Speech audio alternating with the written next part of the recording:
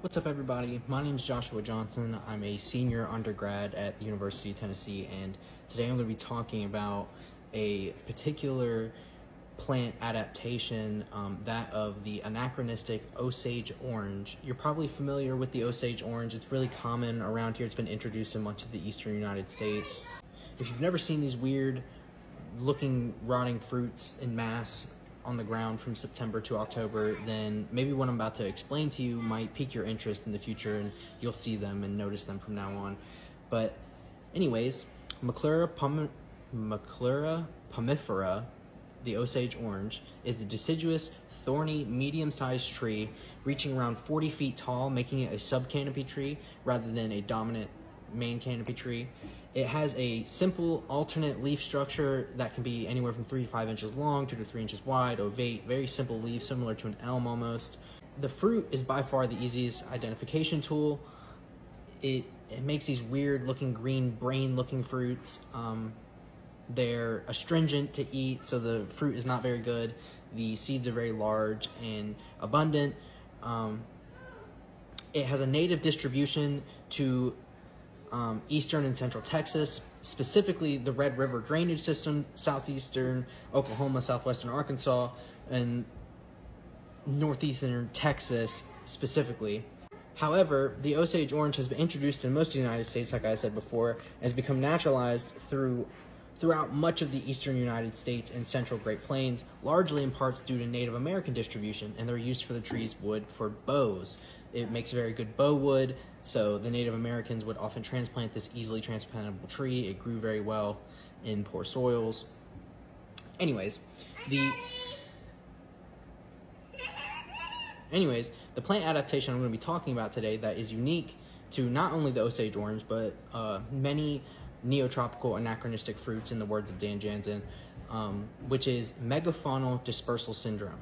But in order to talk about megafaunal dispersal syndrome, I wanted to go ahead and define what irregular dispersal syndrome is for those of us that aren't as familiar. A traditional dispersal syndrome is something that plants evolve in order to disperse their progeny. This can be a variety of different methods, including mammal dispersal syndrome, in which they utilize mammals. It's very common with bats that mammal dispersal syndrome is used.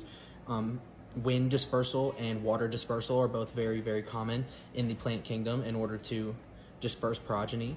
So now that we understand what regular dispersal syndrome is, which is just a syndrome in which plants disperse their progeny, megafaunal dispersal syndrome, which was classified by Dan Jansen and Paul Martin in their paper Neotropical Anachronisms, was proposed in 1982.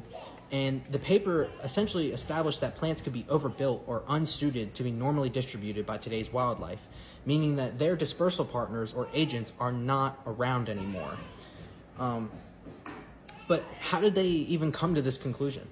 So Dan Jansen and Paul Martin established 3 different categories to help identify what a megafaunally dispersed fruit or plant might look like, so that we can better understand how these dispersal syndromes and lack of their partners better impact these plants. But I digress. The first category, traits for mammal attraction. So fruits could commonly ripen to nondescript or unappealing colors like green, brown, or black, has a pungent odor, and may consist of fibrous and astringent pulp. It's protected by a tough, not easily breakable rind, so pulp thieves, as described in the literature Ghosts of Evolution, written by Carney Barlow about Paul Martin and Dan Jansen's works.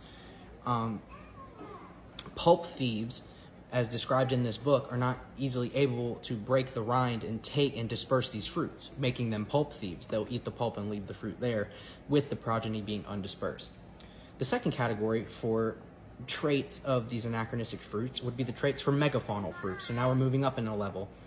So these fruits are typically large in size. They're inodescent, meaning that they hold onto their seeds within the fruit. They don't lose their seeds. Seeds that deter or elude dental grinding, like having hard outer coverings and requiring scarification for germination. This is very typical of things like honey locusts, and they're very hard seed pods that you'll see being fed to a rhinoceros in the picture on screen.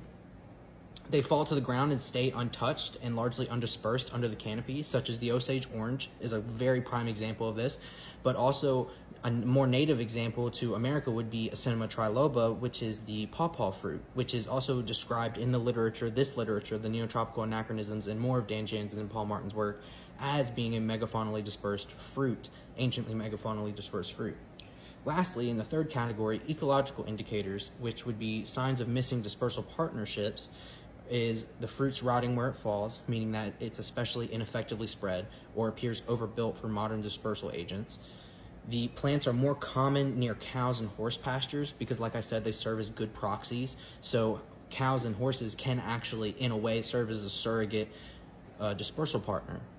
But another ecological indicator is they primarily only inhabit floodplains or things where it has been purposely planted. So the Osage orange was purposely planted by natives, but if it wasn't historically planted by natives, things like the pawpaw that weren't as historically involved will inhabit floodplains and be near rivers a lot, and that is in part due to their need of a dispersal partner. So they will have waterways and other naturally fed, non-energy requiring modes of moving their progeny.